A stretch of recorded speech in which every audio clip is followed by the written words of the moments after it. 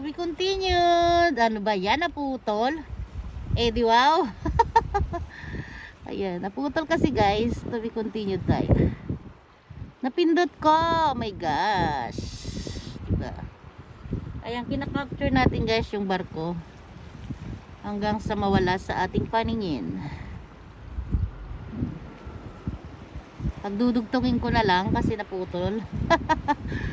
Ayan guys, ang lamig. Diyos ka, ang sakit na ng kamay ko. In fairness. Ayan, dahil kinakapture ko yung barko hanggang sa mawala. Sorry naman guys, alam ko maskat sa ulo yung panoorin eh. Tigas na ng kamay ko, ang lamig. Wala kasi akong gloves. At it's so freezing out here. Oh, di ba English yun? Maka-English lang. Yung barko. Nadaanan ko kasi, sabi ko ba, paparating yung barko. Diba nga sabi ko nga 3 times a day lang siya. So ngayon is mag-aalas 10 na. Yan. Parang biyahe nga ganun, alas 9 ngayon. May alas 9 pala ng barko ngayon, no? Diba? Kasi yung unang barko alam kong alas 5. Tapos alas 9 ngayon. Tapos alam ko mamayang alas 4 mayroon ulit. O diba? Yun lang ang labas ng barko dito sa amin. Tapos darating naman yan dito is may dating alam ko alas 12, mga 11 ganyan. Tapos alas hindi ko alam yung umaga eh. Tapos pag may yung late hours, yun nga 10:30 ng gabi. Sorry naman guys, hindi ko kabisado. Kasi minsan nga nag-iiba. May summer, may winter. Pero balik na ulit ngayon ng 3 times a day. Diba? Dito ako paminsan-minsan nakikinig ng alon. Diba? Kasi meron akong lakad ngayon. Meron akong schedule. Ano lang ako. Nagtitingin-tingin dito sa barko. Nagka-capture ng magandang video at magandang view. Kita ko sa inyo yan. Ang lamig, lamig, lamig, lamig, lamig, diba? Yung aming mountains ay puno ng snow. At yung barko, ayan, umalis na siya. Boarding to, nigata na siya. Bye bye. Talagang maliit na siya, oh. Hanggang sa mawala na sa ating paningin. Ayan na. Yan na, hindi ko na talaga siya ma-zoom. Yan na ang pinakang ano niya. Yan na lang ang pinakang ma-zoom ko. Diba? Ayan. Ayan, ayun. Naku po. Guys, thank you for watching. Thank you for watching guys, diba? Yan, please like, share, and subscribe. Naku po, nakalimutan ko kung ilang minutes na yung na-video ko kanina. I-add ko na lang. 13 minutes is live. Ano ba yan? Oh my gosh. Yung mga katulad ko lang ang nakaka-relate kung ano yung sinasabi kong 13 minutes. Ayan. Thanks all guys for all your support. O diba? Let's support each other. Bye bye. Thank you for watching. Hello guys. Andito ako ngayon. Ipapakita ko sa inyo ang beauty ng Japan. Ang mountain ng Japan na puno ng snow. Ayan guys. At inandar rin guys yung ating ferry boat. Ayan. Na-capture ko siya kaya sabi ko mag-take ako ng video. Ayan. Papalabas po siya ng island. Pupunta po siya ng city. Magsha-shopping. Sana all. Ayan. Diba guys? Ang ganda ng view. Diba? Oh. Ayan. Ganyan guys yung aming island. Amin talaga yan. Amin talaga yan. Ayan. Ang ganda ng alon. Very calm. Diba? Oh. Can you hear the sounds of waves? Oh, diba? English yun, ha? Oh, ayan. Stop over muna ako dito. At mag-take ng video. Oh, diba? Ganyan po yan, guys. Napakaganda ng panahon. Ayan. Kung maaalala nyo guys, dito kami nag-swimming. Yung aming summer escapade. Ayan. Diyan po naganap yan. Nag-swimming kami noon ng aking mga angels. At hindi ko alam kung kailan na ulit mauulit ang aming summer escapade. Ayan, diba? Saan na yung barko? Let's find out. Ayan guys, yung ating barko. Toki ferry boat. Ayan. Approaching to Niigata City. Oh, diba? Ang galing. Ang galing, ang galing, ang galing mo sumayaw. Diba? Ay sus, wala na sanang kanta-kanta. Kasi hindi naman ako magaling. Diba? Yan guys, bibidyohan natin yung ating barko. Diba? Yung 2 hours po yan guys, papunta dun sa city. Pag yung yung speedboat 1 hour lang po. Yan. Kaya lang ang presyo po is doble. Diba? Mas mura dito sa ferry boat. Kaya lang mag-spend ka nga lang ng mahabang oras. Mamimili ka lang, spend more time or spend more money. Diba? Yung mga nagmamadali, yung mga businessman, may mga business yun, kasi time is gold sa kanila, diba? Pero pag money is gold, ayan, dito na lang sa ferry boat. Meron rin naman yung may mga dalang sasakyan, kailangan dyan ka talaga sa ferry boat, diba? Case by case po yan.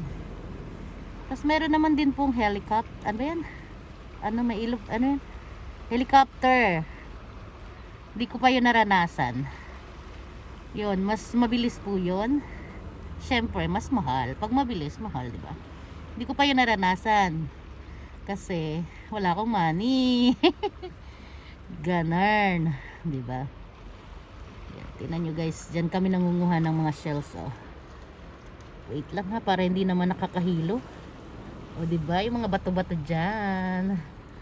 Oh. Ako minsan kasi nahihilo rin sa video ko eh. Pasensya naman, diba? Diyan kami nagwo-walking ng mga anak ko dati. Nung maliliit pa sila.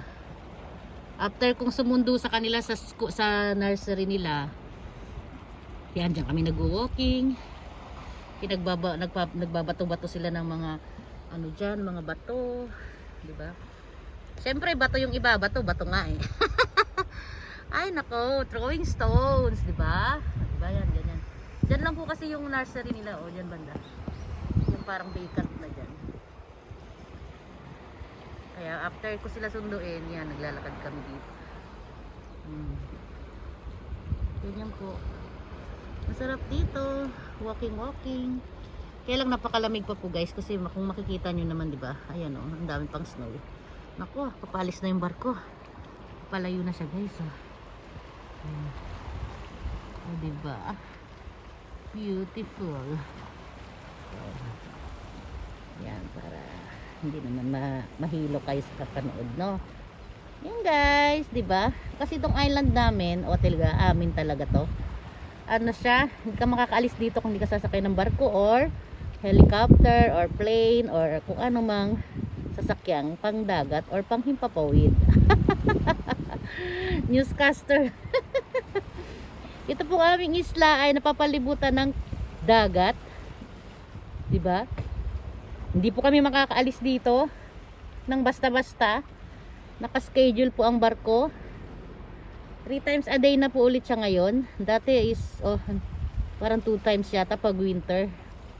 Yan, back to normal na siya, 3 times na. 9 o'clock, 12 o'clock, at saka 4 o'clock. If I am not mistaken. Diba? English. Tapos darating naman dito, galing from Niigata naman is, anong oras ba yun? 12 o'clock? Sa umaga yata wala ba? Hindi ko alam, hindi talaga ako sure. Parang 12 o'clock, eto 3 o'clock, at saka, hindi, 12 o'clock,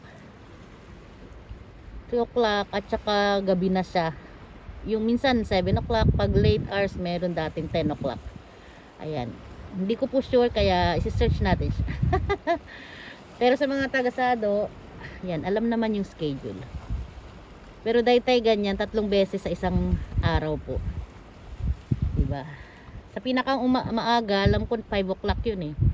5 o'clock ang unang biyahe. Yan po. Tapos yung huling biyahe from Niigata, 7, darating dito sa amin is mga 10, mga before 11 ganyan. Kasi 7:30 yun, parang 7:30 naman talaga eh. So dumarating dito is mga 10:30. Tapos yan, syempre mag-i-stop pa mga yan, before 11 na siya. Ayan na, wala na, iniwan na ang Sado Island, diba? Umalis na ang barko. Ayan na. At yung kamay ko guys, naninigas na sa naninigas na sa lamig. Makapture ko lang itong pag-alis ng barko. Ayan. Ang lamig guys. Ayan na, mga bato-bato dito. Oh, diba? Ang cute ng bato oh. Diyan kami nangunguha ng suso guys. Kung may alam niyo yung suso.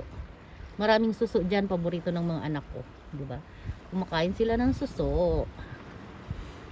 Nangunguha kami diyan. Marami. Kaya yan, makikita nyo naman ang lamig kasi ang dami pang snow, diba? Ang dami pang snow. Snow. Mga ano po dito, mga bundok, mga kabundukan is ang dami pong snow, lalo doon sa tuktok oh. Ayun, sa bubong din. Parang bahay-bahay ano, sa fishing. Ito guys is ano siya, stairs. Ayan na, hagdan. Social ng ano dito, diba? Dalampasigan ba tawag dyan? Ano, dalampasigan. Ewan. Yung tabing dagat dito guys, oh, sementado. Diba? Grabe, halos lahat yata dito. Dito kasi dito guys ginagamit na paliguan ng mga estudyante dito sa amin. Ayan.